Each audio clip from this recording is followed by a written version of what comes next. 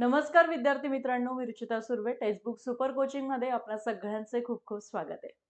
मित्रांनो, T-E-T, C-T-E-T आणि TET यामध्ये काय डिफरन्स आहे, हे आजच्या सेशनमधून आपण बघून घेणार आहोत. जनरली आपल्याला खूपदा कन्फ्युजन होत असते, की टी-ई-टी असेल, टेट असेल, सी-टी-टी असेल, अशी कुठली परीक्षा आहे, की जी परीक्षा मी पास झाल्यानंतर मला डायरेक्टली नोकरी मिळते. मग ती टी-ई-टी आहे का, सी-ई-टी आहे का, टेट आहे? सो यातलं जे कन्फ्युजन आहे ना, ते आज आपण या व्हिडिओच्या माध्यमातून दूर करून घेणार आहोत. आणि शिक्षक भरतीचा हा संपूर्ण मार्ग जो आहे तो समजून घेणार आहोत.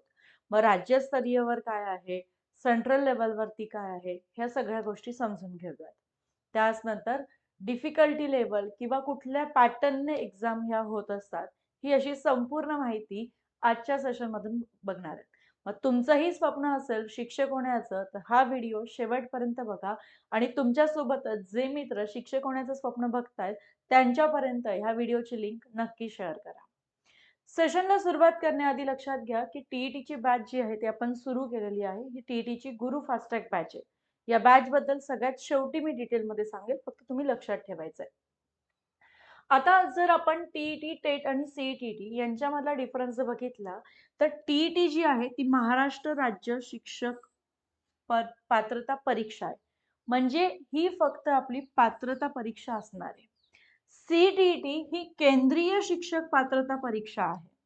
तर टेट ही शिक्षक अभियोग्यता आणि बुद्धिमत्ता चाचणी परीक्षा असणार आहे. तर यांचं मीनिंग इथे सांगितलंय. आता हे तिघही जे आहेत ना, ते महाराष्ट्रातील तुम्ही विद्यार्थी असाल, तुम्ही ह्या तिघही परीक्षा देऊ शकताय. ओके.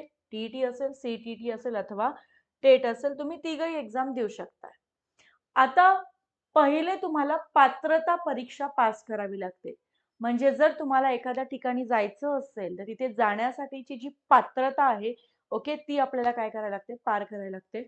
सो जर आपण घेतलं टी-ई-टी आणि सी-टी-ई-टी ह्या दोघंही पात्रता परीक्षा आहेत. ह्या पास झाल्यावरती डायरेक्टली आपल्याला नोकरी लागत नाही.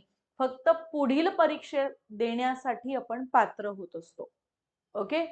सो बघा, आता टेट जी आहे ना, ही मात्र अंतिम परीक्षा असते आणि टेटचा जो स्कोर आहे, त्याच्यावरतीच आपली जी निवड यादी आहे, ओके, ती आपल्याला मिळत असते किंवा त्याच्यावरतीच आपलं सिलेक्शन जे आहे, ते तिथे होत असतं.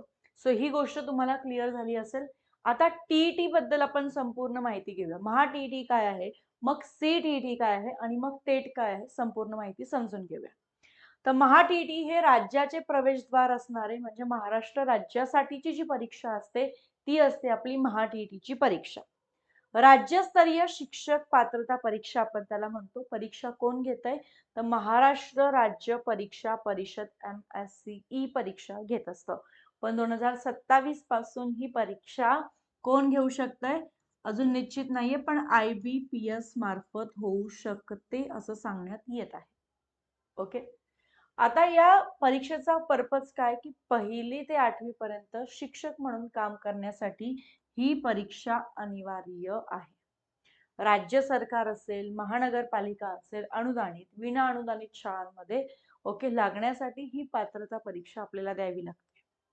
म्हणजे डायरेक्टली सिलेक्शन तिथे नाही होते. ही परीक्षा पास झाल्यावरती टेट द्यावा लागतो. तर परिणाम काय होतो, की केवळ पात्रता क्वालिफाईंग परीक्षा असते. आपल्याला फक्त क्वालिफाईंगचं सर्टिफिकेट तिथे मिळत असतं. आता त्यानंतर जर आपण बघितलं तर सी-टी-ई-टी काय आहे? सी-टी-ई-टी हे आपलं केंद्रासाठीचं म्हणजे सेंट्रल साठीचं काय आहे? प्रवेशद्वार असतं. ठीक आहे. तर महाराष्ट्र लेव्हलवर आपण काय देतो? तर महाराष्ट्र लेव्हलवर आपण टी-ई-टी देत असतो आणि सेंट्रल लेव्हलवरती सी-टी-ई-टी आपण देत असतो. हे लक्षात आलं? आणि ह्या दोघंही कशा आहेत? फक्त पात्रता परीक्षा असणार आहेत. स्वरूप काय? तर केंद्रीय स्तरावरील शिक्षक पात्रता परीक्षा. ओके. आता हे कोण घेतं? CBSE घेत असतं म्हणजे केंद्रीय माध्यमिक शिक्षण मंडळ. CBSE आपले ही परीक्षा घेत असतं सी-टी-टीची. आता ह्या परीक्षेचा उद्देश काय? की तुम्हाला केंद्रीय विद्यालयांमध्ये लागायचं असेल, नवोदय विद्यालयामध्ये लागायचं असेल 1ली ते 8वी साठी शिक्षक म्हणून, तर तुम्हाला सी-टी-टीची परीक्षा पात्र असणं गरजेचं असतं. आणि संपूर्ण भारतामध्ये ही परीक्षा ग्राह्य धरली जात असते. जर समजा तुम्हाला संपूर्ण देशामध्ये कुठेही जायचं असेल, ओके, शिक्षक बनून राहायचं असेल, तुम्ही पूर्ण भारतभर तुमची ही एक जे क्वालिफाईंग आहे, हे तुमचं ग्राह्य धरलं जात असतं. आता सी-टी-टीचा दुहेरी फायदा काय असतो? जेव्हा तुम्ही सी-टी-टी परीक्षा देतात ना, तुम्ही महाराष्ट्रासाठी पण असतात आणि तुम्ही भारतात, संपूर्ण भारतभरासाठी तुमची ती जे काही सर्टिफिकेशन आहे, ते ग्राह्य धरलं जातंय. म्हणजे महाराष्ट्रातील शिक्षक भरतीसाठी महा-टी-टी ऐवजी सी-टी-टी उत्तीर्ण उमेदवारांनाही अधिकृतपणे ग्राह्य धरलं जातं. म्हणजे जर तुम्ही टी-ई-टी पास नाहीये, पण तुम्ही सी-टी-टी पास केलेली आहे. येतंय लक्षात? बघा मी काय समजावून सांगण्याचा प्रयत्न करते. तुम्ही टी-ई-टी पास नाहीये, पण तुम्ही सी-टी-टी पास केली आहे, तर तुम्ही महाराष्ट्रासाठी पण आहात. ठीक आहे? तुम्ही महाराष्ट्रासाठी पण असणार आहात आणि पूर्ण इंडियासाठी पण आहात. पण जर तुम्ही सी-टी-ई-टी पास नाही केली, फक्त टी-ई-टी पास केली, तर तुम्ही फक्त महाराष्ट्रासाठी आहात. भारतभर तुमचं सर्टिफिकेशन चालणार नाहीये आणि हा जो डिफरन्स आहे ना, हा समजून घ्यायचा आहे.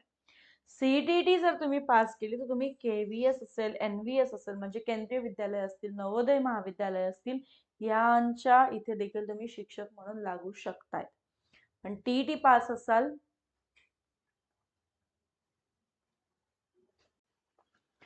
तर आता टी-ई-टी आणि सी-टी-टी बद्दल आपण समजून घेतलंय. दोघंही काय आहेत? पात्रता परीक्षा आहेत. मग आता टी-ई-टी किंवा सी-टी-टी तुम्ही पात्र झालात, त्यानंतर आपल्याला द्यायची असते टेटची परीक्षा. आता ही जी परीक्षा आहे ना, ही अंतिम आणि सर्वात महत्त्वाची परीक्षा असते. मेन एक्झाम असते ही आपली. ज्याच्यावरती गुणवत्ता यादी लागत असते.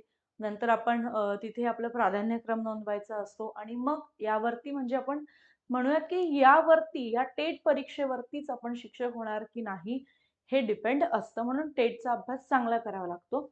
शिक्षक अभियोग्यता आणि बुद्धिमत्ता चाचणी आपण त्याला म्हणतो. आता ही जी परीक्षा आहे ना, ही लक्षात घ्या की थोडीशी डिफिकल्टी लेवल याची चांगली असते.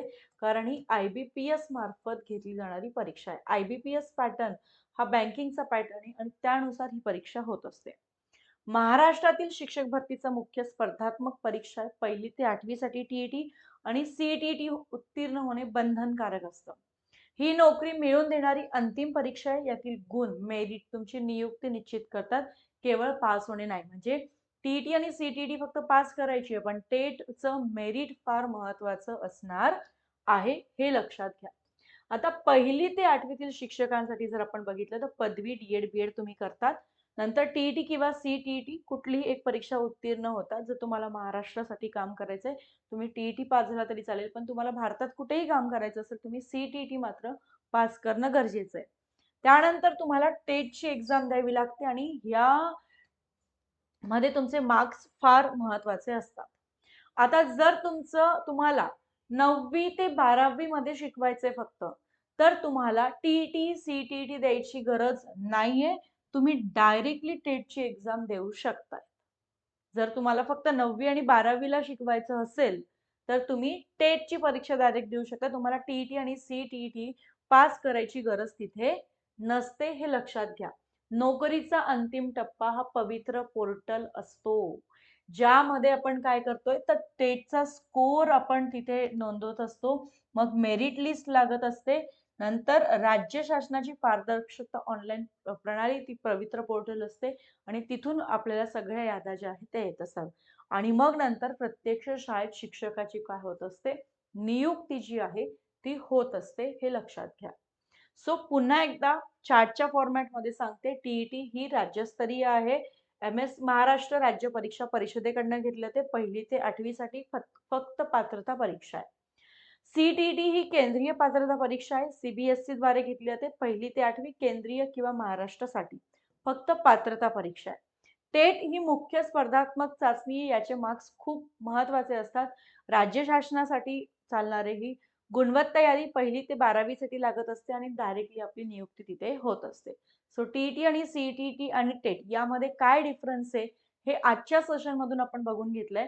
पण लक्षात घ्या मित्रांनो, तुम्हाला कुठलीही परीक्षा द्यायची असेल, तर टेक्स्टबुक या आपल्या YouTube चॅनलवरती सगळ्या अपडेट्स आपण शेअर करत असतो. हे जे चॅनल आहे, हे स्पेशल टी-ई-टी, सी-टी-टी आणि टेट या एक्झामसाठीचं चॅनल आहे. तसंच टी-टीची आता एक्झाम लवकरच होऊ शकते नोव्हेंबर अथवा डिसेंबरमध्ये. सो गाईज यासाठी टी-टीची फास्ट ट्रॅक बॅच देखील आपण सुरू केली होती. खूप छान प्रतिसाद ह्या विद्यार्थी मित्रांनी ह्या बॅचला दिलेला आहे. सो जर तुम्हाला ही बॅच परचेस करायची असेल तर तुम्हाला रुचा 03 हा कुपन कोड वापरायचा आहे. ठीक आहे. ₹1 तुम्ही ट्रायल पण घेऊ शकता. डिस्क्रिप्शन बॉक्समध्ये लिंक दिलाय. पण ट्रायल घेतल्यानंतर तुम्हाला जर बॅच पुढे परचेस करायची नसेल, तर स्टॉप ऑटो पेचा तुम्हाला ऑप्शन येतो. तर तुम्ही तिथे स्टॉप ऑटो पे करायचे, अन्यथा तुमचे पैसे पण तिथे कट होतात. ओके? हेही गोष्ट लक्षात ठेवायची आहे. आता गुरु फास्ट ट्रॅक बॅचमध्ये लाईव्ह प्लस रेकॉर्डेड सेशन्सच नाही, तर सोबत आपण पी-डी-एफ्स देत असतो. पण त्याचबरोबर प्रॅक्टिस फार महत्त्वाची असते. म्हणून तुम्हाला 1 नाही, 2 नाही, 3, 4 नाही, तर एकूण 145 टेस्ट आपण सॉल्व्ह करून घेत आहोत. आणि या टेस्टचा फायदा असा होतो, की जे तुमच्या फ्युचरमध्ये चुका होणार आहेत मेन एक्झाममध्ये, त्या चुका होत नाही आणि त्याचा फायदा तुम्हाला तिथे होत असतो. ओके. सो अशाच प्रकारच्या अपडेट्ससाठी आणि सगळ्या गोष्टी क्लिअर समजून घेण्यासाठी आपल्या चॅनलला सबस्क्राईब करायला विसरू नका. व्हिडिओ आवडला असेल तर व्हिडिओला पटकन लाईक करून घ्या आणि ह्या व्हिडिओची लिंक तुमच्या फ्रेंड्सपर्यंत शेअर करा. Thank you so much everyone.